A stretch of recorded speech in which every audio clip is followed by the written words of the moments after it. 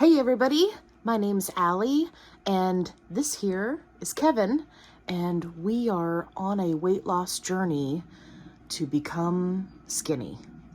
I'm just kidding. Kevin's already skinny. He's a whippet. They kind of automatically come that way. Anyway, I am currently on a weight loss journey, and I'm wanting to document it, which is kind of wild. There's going to be lots of before and after pictures, so if you are someone who enjoys that, please stick around. And yeah, you'll get to see lots of Kevin here. He's currently playing with a toilet paper roll.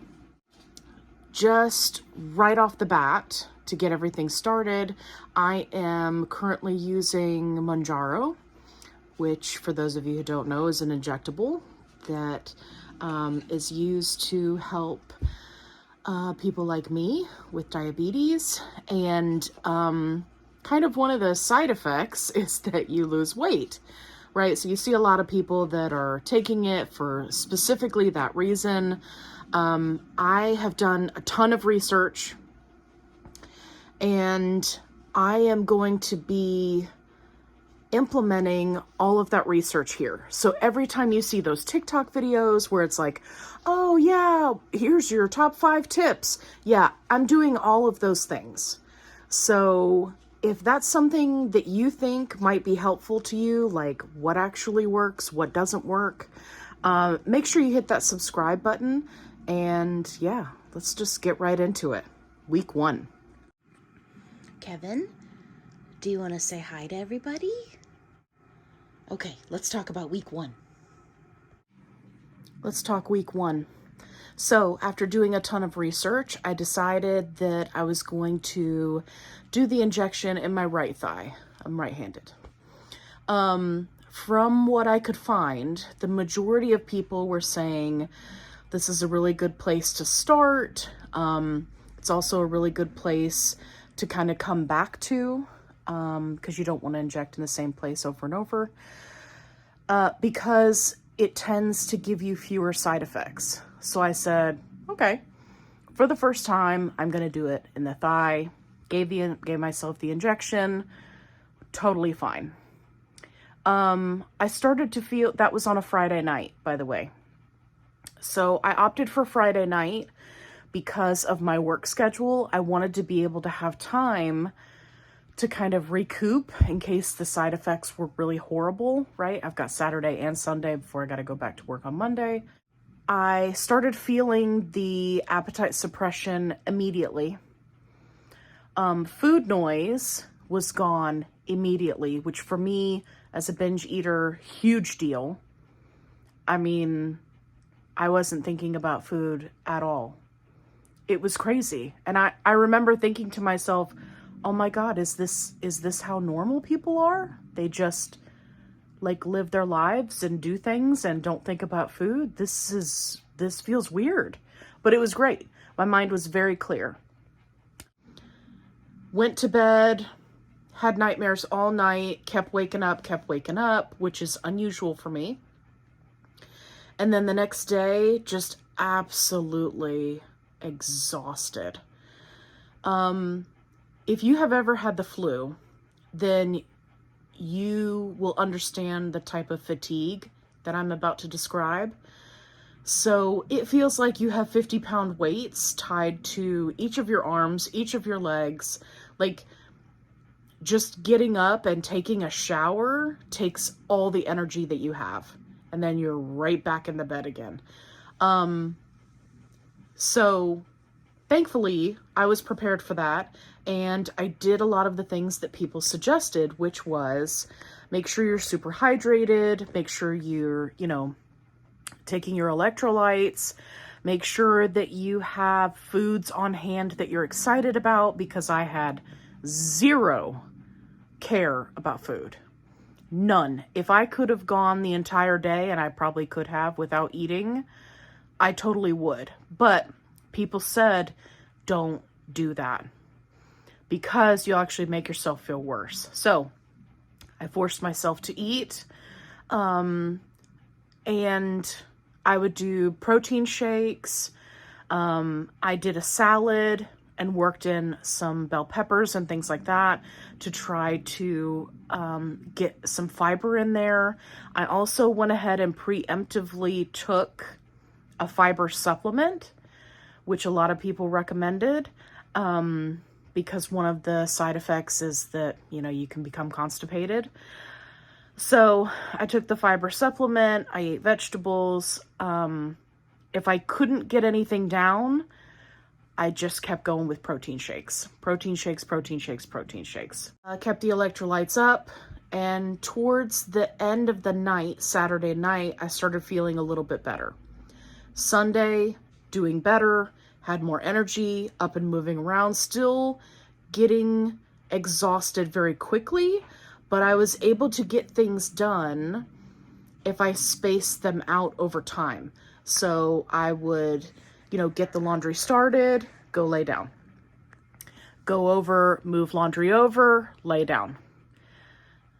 Fold clothes, lay down. So that was kind of the cycle throughout the day. Do some dishes, lay down. I was really just kind of trying to take it easy because I did not want to feel sick at work. I wanted to be able to be functional, and so I just opted to take it easy the entire weekend. And I'm so glad that I did, because when I woke up on Monday, I felt normal. Some of the appetite suppression had worn off, and I was able to start planning out my meals. And this is one of the things, again, that people recommended that I'm trying is don't wait until you feel hungry to eat, because you're not going to feel hungry. So I made myself have a protein shake in the morning. I made myself have a lunch. And then if I wanted a snack, I ate one. If not, I didn't force myself to eat one. Whereas normally I would have a snack every day. I'm a salty snacker. Love it. And then I would eat dinner. Now, over this first week, I learned that I do better with a light breakfast, like a protein shake, a heavier lunch, like an actual meal, and then something lighter at dinner, like a salad, grilled chicken, right? So when I opted for meals that were heavier at dinner time, I felt worse. And I had more of the acid reflux, which then affected my sleep, which was then a hot mess. So, and by heavier, I mean like meals that I used to eat that are still not terrible for you, like I'm not talking about eating fried food. I'm still afraid to eat fried food. Just seeing some of the things people have posted in these support groups about eating fried food and then being sick for days and ending up in the ER. I'm like, oh God, that's not even worth it to me. So I'm just mean heavier, like, 3 ounces of steak and a scoop of mashed potatoes and then a large portion of greens, right? So still a healthy meal, but because I was having it at night, right, to try to eat dinner with my significant other, it just wasn't working for me digestively because my whole digestive system had slowed down. So then I wasn't getting it digested before I went to sleep.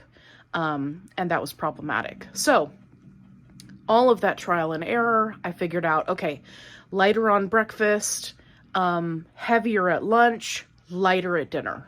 Great, we're making progress. So that first week, I lost 5 pounds. It was phenomenal. And I'm not going to lie to you, it felt like it was a lot more than that. I only weigh myself once a week, and it is Friday morning before food. Just because your weight can fluctuate a lot. I see a lot of people that are like, oh, I weighed myself and then the next day I gained 3 pounds and I was freaking out. Don't do that to yourself. That is setting yourself up for failure. There's multiple strategies for getting this to work. And the people that I'm following who are successful, they have a long-term goal. They have a plan to not only achieve that goal, but to maintain once they get to that goal weight, which I'll get into in a later video. And they do not set these unrealistic expectations like, oh, I have to lose weight every week, or I'm going to weigh myself every day. Like, no. It's a psychological game. You got to be in it to win it. Go for the gold. Insert saying here, right? You have to set yourself up for success. So I'm not even going to do that. I weigh myself once a week, and whatever it is, it is. So, week 1, down 5 pounds, not terrible side effects. So, yeah, so far so good. If you have questions, make sure you pop them down in the, comments area below. And if you want to see how it goes for week 2, week 3, week 4, week 20, make sure you subscribe, because I am going to be documenting all of it. I'm going to go over all the supplements. I'm going to go over everything that I'm taking. I'm going to be trying high protein snacks and foods and things that I've never tried before in an attempt to get onto a healthier lifestyle. And I'm going to give you my thoughts on those. So, and if at the very least, you can stick around and watch Kevin grow, because he's only 6 months old, so he's going to get bigger. Okay, thank you for watching. Hit subscribe. I'll see you in the next video.